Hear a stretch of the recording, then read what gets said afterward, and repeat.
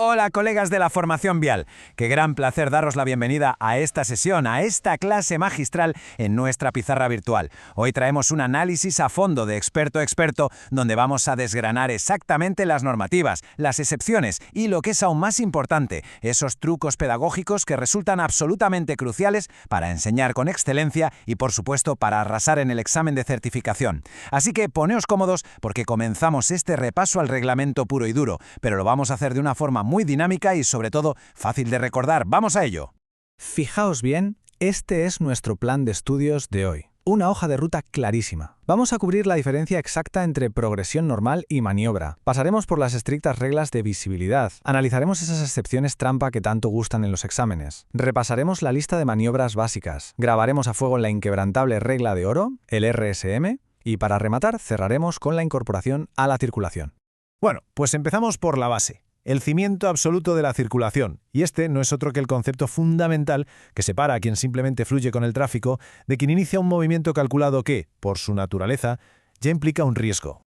A ver, para explicar esta diferencia en clase y que quede clarísimo, la mejor analogía que podemos usar es la del río. Pensad en ello. La progresión normal es literalmente como un río que fluye de manera natural. Si la carretera hace una curva y simplemente giramos el volante para seguirla, seguimos fluyendo con el río. Si tenemos que detenernos porque nos encontramos con el intervalo rojo de un semáforo y luego reanudamos la marcha al ponerse en verde, seguimos fluyendo. Ahí no hay maniobra alguna. ¿Pero qué pasa cuando hablamos de una maniobra? Pues una maniobra es como coger una roca enorme y lanzarla en medio de ese río. Supone una alteración total de las circunstancias normales del tráfico por voluntad del conductor. Y claro, esto crea una situación de riesgo. Ejemplos de esto serían girar en una intersección para tomar una vía distinta o incorporarse al tráfico saliendo de un aparcamiento. Ahí sí estamos alterando el flujo. Pasemos ahora a la sección 2, la letra pequeña, la más estricta, sobre lo que se puede y no se puede ver o tocar dentro del habitáculo. Y para esto nos vamos directamente al artículo 19 del Reglamento General de Circulación. Este artículo ilustra a la perfección la regla de la incompatibilidad. La atención a la conducción tiene que ser permanente, sin excusas. Por lo tanto, con el vehículo en movimiento, están terminantemente prohibidas las pantallas con acceso a Internet, los monitores de televisión y los reproductores de vídeo o DVD. Lógico, ¿verdad? Y por supuesto también está prohibidísimo el uso del móvil de forma manual y llevar cualquier tipo de mecanismo de detección de radar. Pero atención a las excepciones, porque la norma tiene sus resquicios lógicos para garantizar la seguridad y la navegación. Sí que se permite llevar un dispositivo GPS o los monitores que son necesarios para ver las cámaras de maniobras traseras. También están permitidas las pantallas para controlar el acceso o la bajada de peatones en ciertos vehículos y los sistemas de comunicación, siempre y cuando sean verdaderamente manos libres. Y cuidado aquí, mucho cuidado porque entramos de lleno en lo que llamamos el territorio de las trampas de examen. Ya sabemos que a las pruebas de certificación les encantan estas excepciones ultra específicas. Ojo al dato con esto, futuros formadores. Todos tenemos clarísimo que conducir usando cascos o auriculares conectados a aparatos de sonido es algo que está universalmente prohibido. Sin embargo, hay una hiperexcepción, una que siempre cae en los test. Resulta que sí se permiten los auriculares exclusivamente durante la enseñanza y la realización de las pruebas de aptitud en circuito abierto para la obtención del permiso de conducción de motocicletas de 2 ruedas. Y esto es así cuando lo exige el Reglamento General de Conductores. Memorizad bien esto porque es la clásica pregunta diseñada específicamente para pillar a quienes no leen la letra pequeña.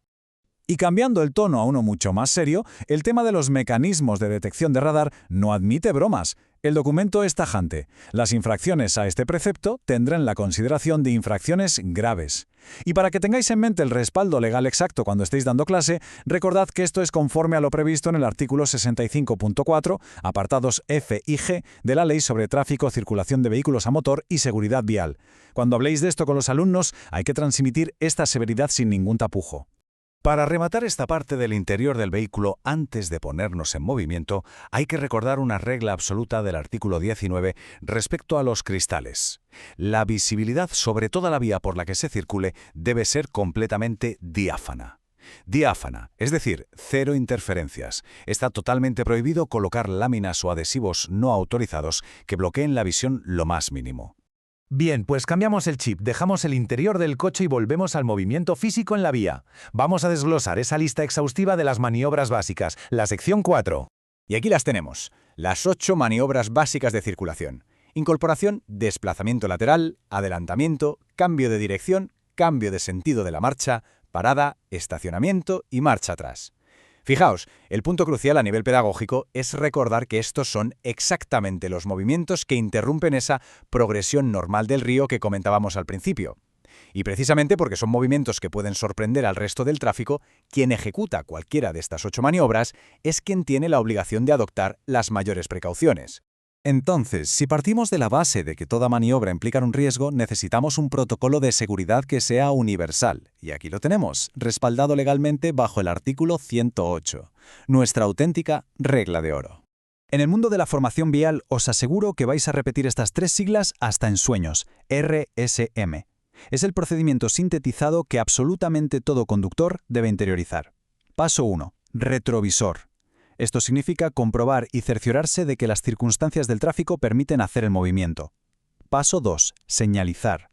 Hay que advertir a los demás usuarios con suficiente antelación, ya sea usando la señalización óptica o el razo. Y el paso 3. La maniobra, que es la ejecución en sí misma. Hablemos del primer paso, porque es vital.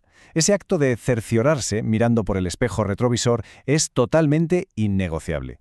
Antes de siquiera rozar el intermitente, antes de mover un milímetro del volante, hay que mirar.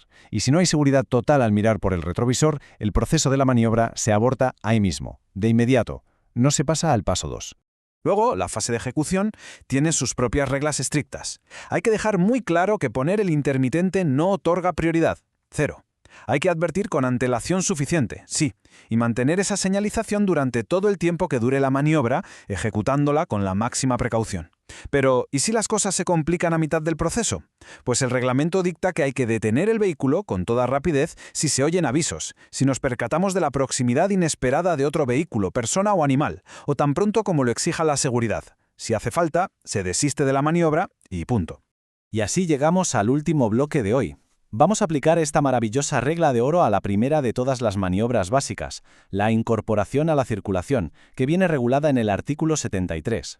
Vamos a ver cómo funciona esto en las vías que tienen carril de aceleración, porque esto es clave a nivel docente. Hay que cerciorarse al principio del carril de que la incorporación es posible sin peligro. Es ahí donde se evalúa la posición, la trayectoria y la velocidad de los vehículos que ya circulan por la vía principal. Si resulta que hay que detenerse para ceder el paso, se hará al principio del carril. Una vez comprobado que es seguro, se debe acelerar a lo largo del carril hasta alcanzar una velocidad adecuada, y la incorporación material a la vía se realiza siempre al final de dicho carril de aceleración. Y por supuesto no podemos olvidar la otra cara de la moneda. El artículo 73 también obliga al resto de conductores a facilitar esta incorporación en la medida de lo posible.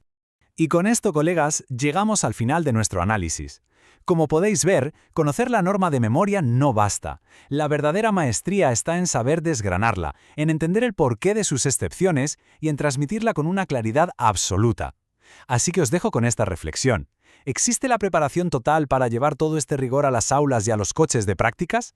Sabiendo el nivel que hay aquí, estoy seguro de que la respuesta es un sí rotundo. Ha sido un verdadero placer compartir esta sesión con profesionales de este calibre. Nos vemos en la siguiente clase.